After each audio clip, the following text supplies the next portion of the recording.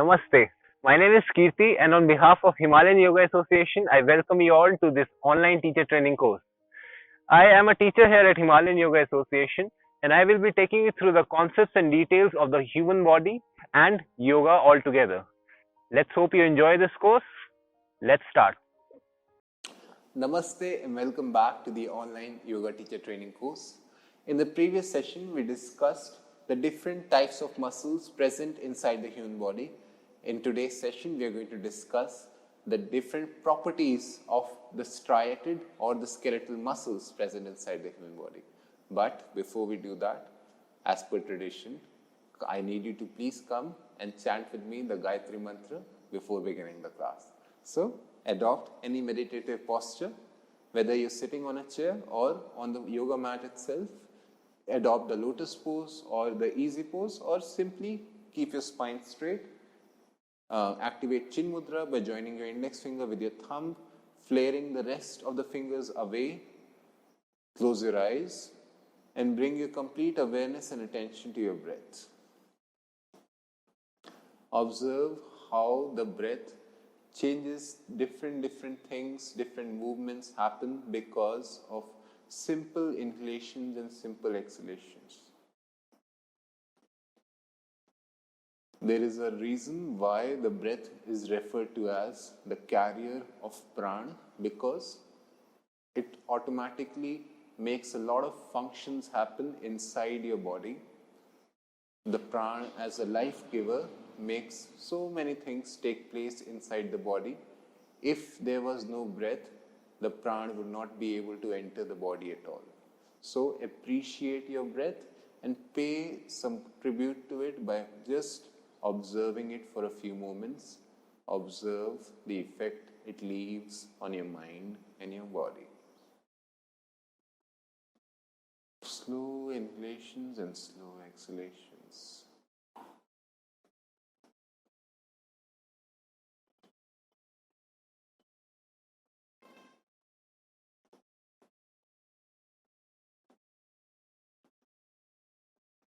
You can literally sit like this for hours in meditation if you just continue paying attention only to your breath. Try to eliminate any thoughts that come to your head at times like these, because that kills the purpose otherwise.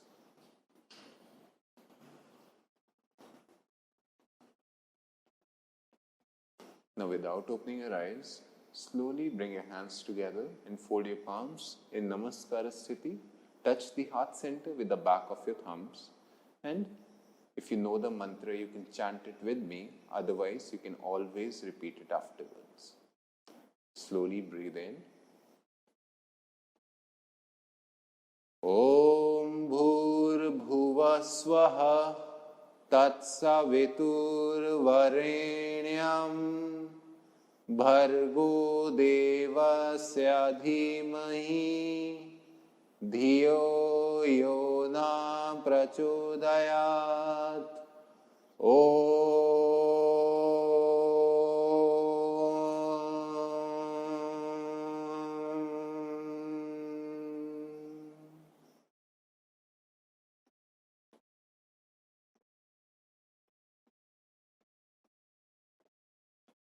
Having absorbed the vibration and effect of the mantra, you can start rubbing your palms with me. Let's generate some energy between our hands and transfer this energy to the eyes first. Cover your face, the back of your neck, and anywhere else you wish to transfer this energy to. Please keep your eyes closed. Do not expose them to direct light straight away. Once again, fold your palms, bow down to your fingertips and the universal truth that surrounds you. With a few blinks, gently open your eyes. Welcome back. So, today we are not going to discuss the features and the properties of cardiac or involuntary muscles. The cardiac muscle, of course, functions, keeps on going on as it is. There is no variation whether it's alive or whether it's dead. These are the only two possibilities when it comes to the cardiac muscles. If it's dead, then the human body is dead as well. If it's alive, then a human body functions. Just two possibilities in case of the cardiac muscles. In case of the visceral muscles, it mostly functions with the help of peristalsis movements, which functions with the help of external stimulation. For instance, if you have eaten food, then that food is going to move inside your body, and that bolus, so to say, when what it becomes after it enters your mouth, is basically creating those subconscious peristalsis movement, which helps in further digestion of the food, just in case as an example of the digestive system.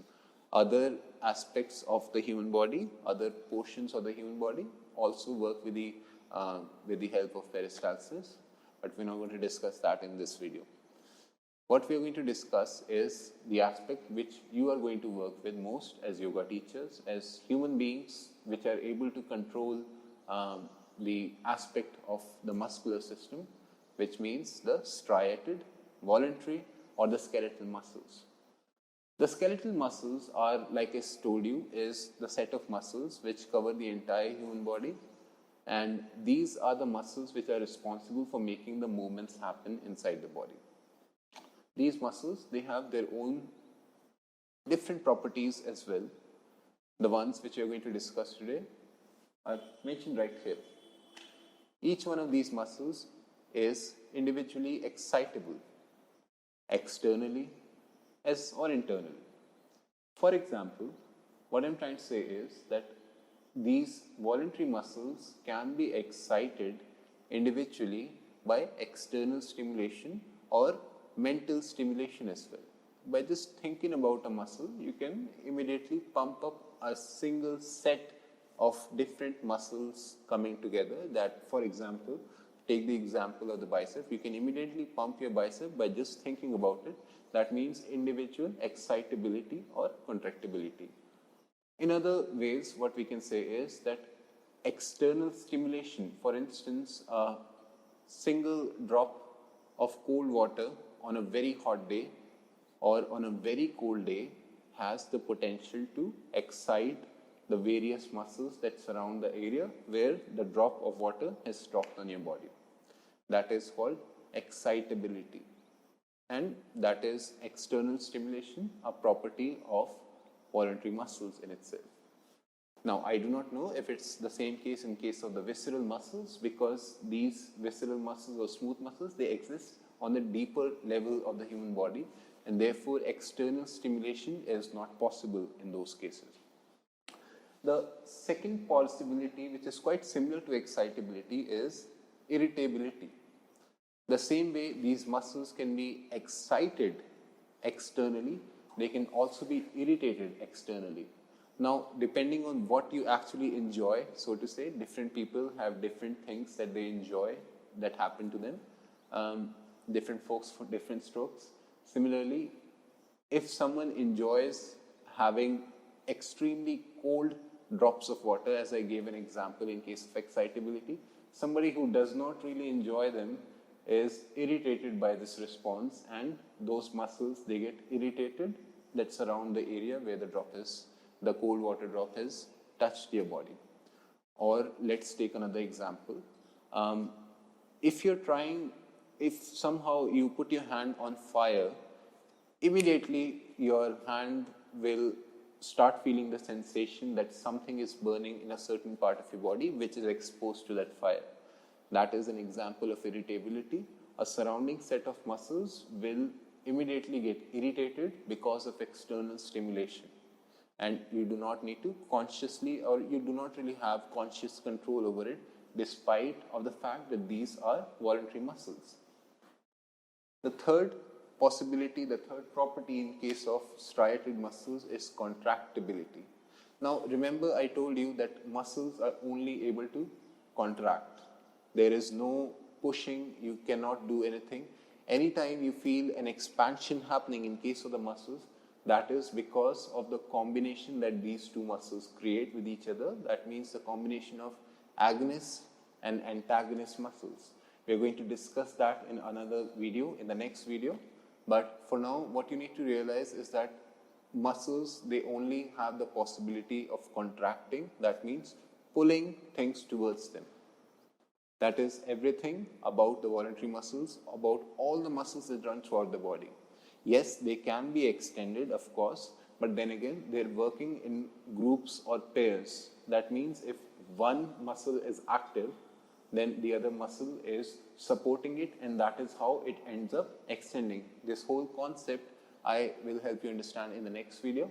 For now, just realize this, that there is only one possibility, that is muscles are only able to bulge up, to bulk up, to contract as a voluntary function. The fourth property of voluntary muscles is extensibility. What I just told you, if muscles are able to pull as an agonist, that means something which is primarily making a movement happen, it is contracting itself so that it can pull things towards it or pull the unique body part, whichever it's trying to happen. The same body part has another set of muscles which are supporting the function of the primary movers, which is the agonist. That muscle is extending at a point when the opposing set of muscles is contracting. That means the property of muscles is not just pulling things, they are also capable of supporting the muscles which are pulling together by extending themselves and creating a limitation or a fulcrum for these muscles to function as it is. The fourth feature of the muscles is elasticity.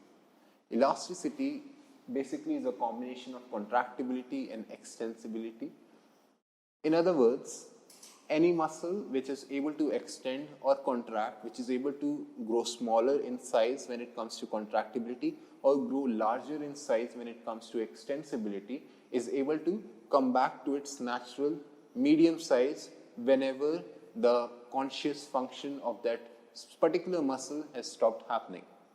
Elasticity is what the property is which makes the possibility of contraction and extension a balanced feature so that it can happen again. If you imagine chewing a gum in your mouth, then initially it's very hard before you start chewing it. As you keep on chewing, it gets softer and softer and softer, and at one point, like everyone does in their childhood days, we put it out and extend it like this. But when we leave the gum there, it does not fall back to its same size, to its original shape that it is. That's because even though the chewing gum is flexible, but it has its own type of elasticity which needs to externally stimulate, which we do by chewing it again to bring it back to its small size. That means that the same elasticity is not a feature of the chewing gum, but it is a feature of the different muscles because they do not need any special instructions from the mind, or they do not need any external stimulation to come back to their original shape and size, and again they are still able to make the same extension or contraction happen whenever necessary. The last property of voluntary muscles is adaptability. Now, adaptability is basically the understanding these muscles are very intelligent in nature. Also, realize this saying that humans are creatures of habits. Of course, that is an effect on the mind, but the same thing happens to the muscles as well. They are also a part of the human body at the end of the day. Adaptability basically means the property of muscles which is able to grow bigger or smaller or decrease in depth according to the activity that they're exposed to. If you're a runner, then you must have experienced that forward bends are especially difficult for you because they hurt your hamstrings and your calves far too much as compared to someone who's not a very active runner. Forward bends especially are most difficult for people who are runners because their leg muscles have been exposed to constant running, because of which, yes, their leg muscles are going to be extremely strong, but they have hardened up so much that it's going to take up a little more time than an average person to make it more flexible for you to be able to reach complete full forward bends. What I'm trying to say is that the property whether you're exposing your muscles to a certain routine is going to change the nature, the structure, the size and the strength of these muscles. At the same time, for someone who is not into any activity at all, will experience a decrease in the muscle size, which means that because these muscles, they haven't been exposed to any activity at all, whatever depth, whatever strength, whatever size their muscles were, because of no exposure to any physical activity, the muscles, they shrink, they grow smaller, they lose their strength, they lose their depth, and they lose their flexibility as well. That is why we say human beings are creatures of habit. These two features, where the muscles they grow bigger, is called as atrophy, and where they grow smaller in size or shrink due to inactivity is called as hypertrophy. These are all the different properties of the various muscles, the voluntary muscles present inside the human body. I hope you found today's video informative. In the next video, we are going to understand the concept of agonist or the primary movers, antagonists, as well as the supporting muscles, and the whole concept of how these muscles make motor mobility happen inside the human body. I hope you found today's video informative. I will see you again next time. Until then, thank you and namaste.